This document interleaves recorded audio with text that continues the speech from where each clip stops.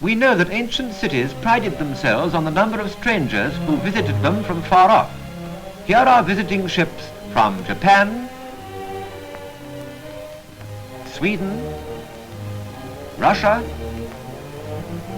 Norway, America, Denmark. Whalers from the Arctic seas. Vessels from all parts of the world come and go with cargoes in their holds representing the livelihood of millions. Sometimes, after stormy passages from Canada, the Baltic or White Seas, strangers stagger into the city. These ships bring to London 2.5 million tons of timber a year. Fir, pine and spruce from Finland and Russia, America and the Arctic coasts. A third of Britain's timber import is handled in the City of Ships. The centre of the timber trade is at the Surrey Docks.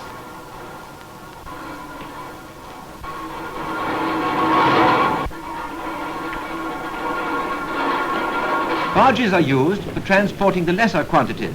Close by, on the Grand Surrey Canal, factories and wharves have been developed. There is available over 140 acres of covered and open storage. Altogether, there is accommodation at one time for the storage of 500,000 tons of timber.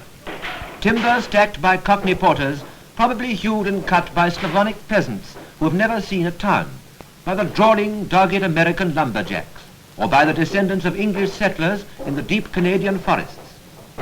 Nearly 1 million bales of wool a year. More wool is dealt with by the Port Authority than by any other organization in the world. 1/4 of the world's wool trade. Special equipment has been designed to facilitate the handling of bales. Electric wool pilers, for example, speed up the process of stacking. There is storage accommodation for over 1 million bales and show space for 60,000 bales. Sales are held 6 times a year at the Wool Exchange. Before a sale, buyers inspect the lots and fix their prices for bidding. Port Authority experts also weigh and sample for the trade. Wool from Australia, New Zealand, South America, Asia Minor and South Africa. Australia's wool trade was built on London sales. About 1 million bales, the fleeces of 50 million sheep, wool for the soldier's blanket, wool for the baby's jacket, wool for the typist knitting in the bus. 750,000 tons of frozen and chilled meat, equal to 27 million carcasses. 3/4 of Britain's yearly import is received, stored and dispatched. Carcasses from South America, Australia and New Zealand.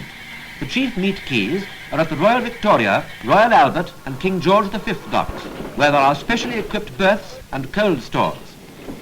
The largest cold store holds 250,000 carcasses.